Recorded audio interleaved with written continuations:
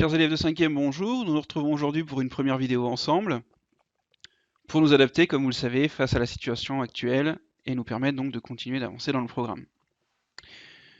La semaine passée, vous aviez à faire 2 traces écrites concernant notre chapitre en géographie et avant de partir sur la suite, je vous propose d'en prendre la correction.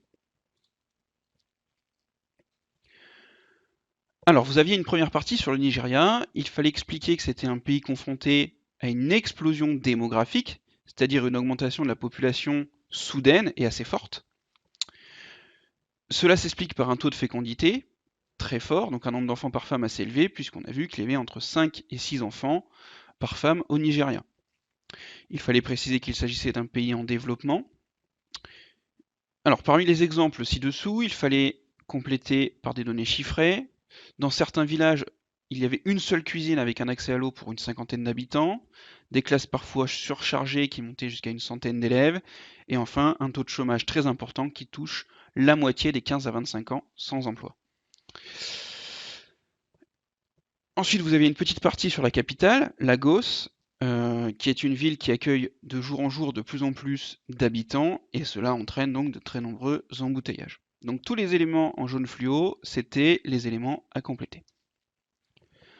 Enfin, vous aviez un tableau bilan sur les 2 premières études de cas, l'Inde d'un côté et le Nigeria de l'autre, à compléter.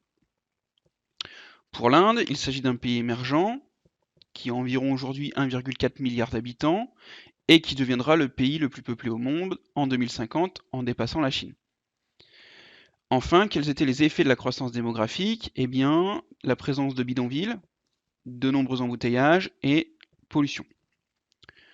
Concernant le Nigeria, c'est un pays en développement avec environ 200 millions d'habitants, mais cette population elle risque de doubler en 2050, qui fera environ 400 millions d'habitants. Et les problèmes observés sont les suivants: de nombreux embouteillages dans les grandes villes telles que Lagos, le manque de place dans les écoles, chômage et pauvreté importante, et enfin également confronté à la pollution. Voilà, je vous laisse quelques secondes pour prendre la correction, et on se retrouve donc dans quelques secondes. Bien, chers élèves, nous allons maintenant passer à la fin du chapitre et conclure par un grand 3, puisque nous avons étudié un pays émergent, l'Inde, un pays en développement, le Nigeria. Maintenant, nous allons nous poser la question, alors, à l'échelle du monde, qu'en est-il? Eh bien, aujourd'hui, il y a une question qui revient souvent, c'est celle-ci. Sommes-nous trop nombreux sur la planète? Donc vous avez plusieurs exemples que je vous ai mis. Vidéos YouTube, médias Internet, livres.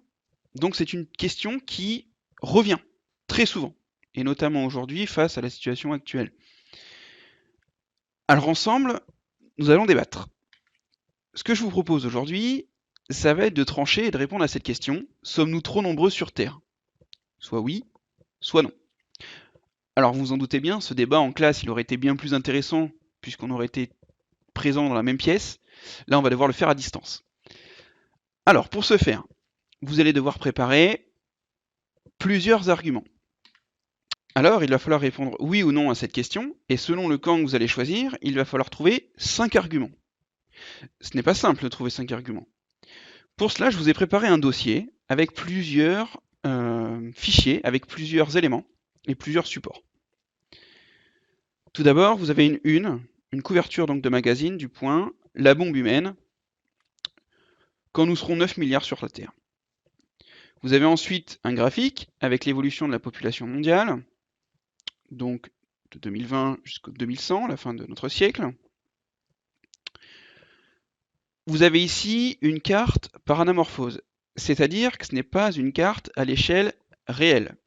La question qui était posée ici, c'était la population en 2014. Donc, en gros, on a pris la population de chaque pays et on l'a transformée en données. Ces données, elles forment un carré ou un rectangle. Si vous regardez bien, la plupart des pays du monde sont présents, sauf les États de moins de 250 000 habitants. D'accord? Ça veut dire que tous les pays qui ont plus de 250 000 habitants sont représentés ici. Vous allez pouvoir faire un constat assez simple. Il y a certains pays qui ne respectent pas du tout leur forme habituelle. Je prends par exemple le cas de la Russie, qui est quasiment aussi grand que l'Allemagne. Alors qu'en termes de superficie, aujourd'hui, c'est la Russie qui est bien supérieure à l'Allemagne. Même chose pour la Chine et l'Inde. On voit que par rapport à leur superficie, leur nombre d'habitants est assez conséquent.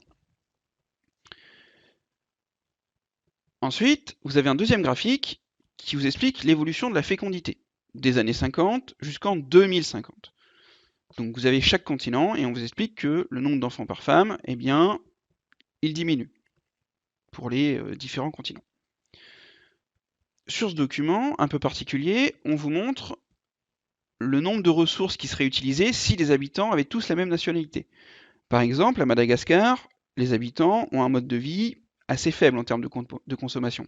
Et si tous les habitants de la Terre consommaient comme les habitants de Madagascar, donc les Malgaches, eh bien, on consommerait à hauteur d'une demi-planète.